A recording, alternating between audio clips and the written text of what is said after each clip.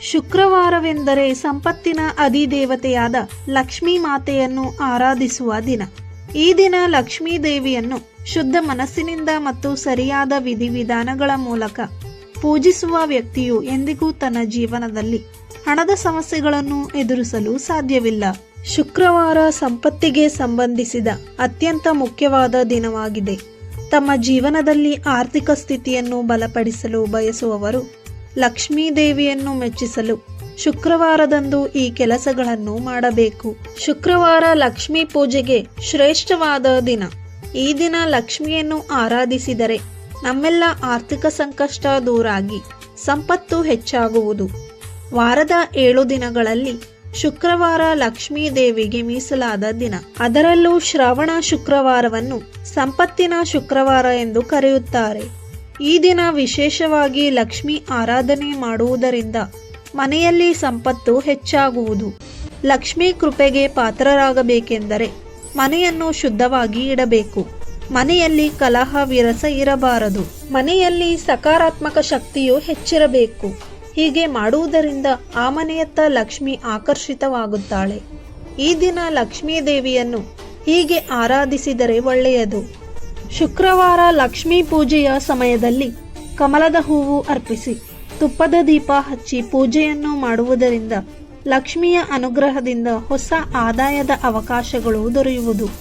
ಸಂಜೆ ಹೊತ್ತು ಲಕ್ಷ್ಮೀ ದೇವಿ ಪೂಜೆ ಸಮಯದಲ್ಲಿ ಶಂಖವನ್ನು ಊದಿ ಶಂಖದ ಶಬ್ದ ಮನೆಯಲ್ಲಿ ಮೊಳಗಿದಾಗ ಮನೆಯಲ್ಲಿ ಧನಾತ್ಮಕ ಶಕ್ತಿ ಹೆಚ್ಚುತ್ತದೆ. ಈ ದಿನ ಹಸುವಿಗೆ ಮೇವು ತಿನ್ನಿಸಿ ಶುಕ್ರವಾರ ಲಕ್ಷ್ಮಿಯನ್ನು ಪೂಜಿಸಿದ ಬಳಿಕ ಪ್ರಸಾದವನ್ನು ಹಸುವಿಗೆ ತಿನ್ನಿಸಿ. ಇದರಿಂದ ನಿಮ್ಮ ಆರ್ಥಿಕ ತೊಂದರೆ ದೂರವಾಗುವುದು. ಲಕ್ಷ್ಮಿಯನ್ನು ಪೂಜಿಸಿ ಕುಬೇರ ಯಂತ್ರ ಸ್ಥಾಪಿಸಿ. ಈ ಯಂತ್ರವನ್ನು ಪ್ರತಿ ಶುಕ್ರವಾರ ಆರಾಧಿಸಿ. ಇದರಿಂದ ಮನೆಯಲ್ಲಿ ಸಂಪತ್ತು ಹೆಚ್ಚಾಗುವುದು. ಶ್ರಾವಣ ಶುಕ್ರವಾರದಂದು ಲಕ್ಷ್ಮೀ ದೇವಿಯನ್ನು ಷೋಡಶ ಉಪಚಾರಗಳಿಂದ ಅಷ್ಟೋತ್ತರ ಶತನಾಮಾವಳಿಯಿಂದ ಧೂಪ ದೀಪದ ನೈವೇದ್ಯದಿಂದ ಪೂಜಿಸಿದರೆ ಅಭಿಷ್ಟ ಸಿದ್ಧಿ ದೊರೆಯುತ್ತದೆ. ಶ್ರಾವಣ ಮಾಸದ ಶುಕ್ರವಾರದಂದು ಮನೆಯಲ್ಲಿ ಲಕ್ಷ್ಮೀ ದೇವಿಯ ವಿಗ್ರಹವಿದ್ದರೆ ಹಸಿ ಹಾಲಿನ ಅಭಿಷೇಕ, ಇಲ್ಲವೆಂದರೆ ಹಸಿ ಹಾಲನ್ನು ನೈವೇದ್ಯ ಮಾಡಬೇಕು.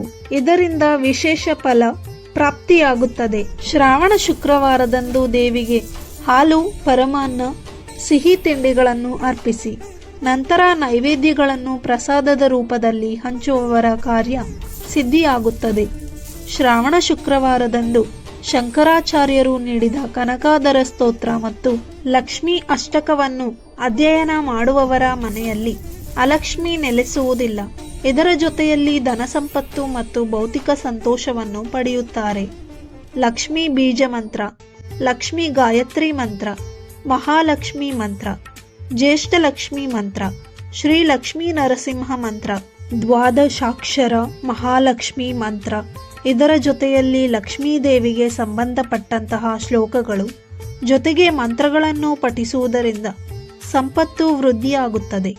ಶುಕ್ರವಾರದಂದು ಅನ್ನದಾನ ಮಾಡುವುದರಿಂದ ಸಾಂಸಾರಿಕ ಸೌಭಾಗ್ಯ ವೃದ್ಧಿಯಾಗುತ್ತದೆ. ಶುಕ್ರವಾರ ಲಕ್ಷ್ಮಿಯನ್ನು ಆರಾಧಿಸುವುದರ ಜೊತೆಗೆ ಕೆಲವೊಂದು ಕಾರ್ಯ ಮಾಡಬಾರದೆಂದು ನಮ್ಮ ಹಿರಿಯರು ಹೇಳುತ್ತಾರೆ. ಹಾಗಾಗಿ ಶುಕ್ರವಾರದ ದಿನ ಈ 5 ತಪ್ಪುಗಳನ್ನು ಮಾಡಬೇಡಿ.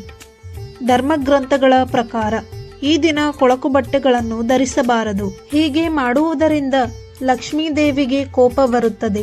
ಮನೆಯಲ್ಲಿ ದರಿದ್ರ ಹೆಚ್ಚಾಗುವುದು. ಮನೆಯನ್ನು ಸ್ವಚ್ಛವಾಗಿರಿಸಬೇಕು.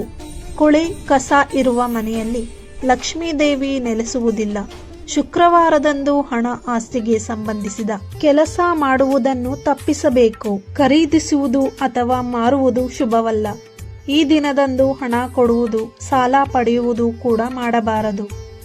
ಶುಕ್ರವಾರದಂದು ಸಕ್ಕರೆ, ಮೊಸರನ್ನು ಸಾಲ ನೀಡಬಾರದು ಎಂದು ಹೇಳುತ್ತಾರೆ. ಲಕ್ಷ್ಮೀ ದೇವಿಯು ಸ್ವಚ್ಛತೆ, ಶುದ್ಧತೆ ಮತ್ತು ಧಾರ್ಮಿಕ ಆಚರಣೆಗಳನ್ನು ಗೌರವಿಸುವ ಸ್ಥಳಗಳಲ್ಲಿ ವಾಸಿಸುತ್ತಾಳೆ. ಲಕ್ಷ್ಮೀ ದೇವಿ ಎಲ್ಲರಿಗೂ ಒಳ್ಳೆಯದನ್ನು ಮಾಡಲಿ. ಸ್ನೇಹಿತರೆ, ಈ ಮಾಹಿತಿ ನಿಮಗೆ ಇಷ್ಟವಾಗಿದ್ದಲ್ಲಿ ತಪ್ಪದೆ ಲೈಕ್ ಮಾಡಿ, ಶೇರ್ ಮಾಡಿ, ಸಬ್ಸ್ಕ್ರೈಬ್ ಮಾಡಿ. ಧನ್ಯವಾದಗಳು.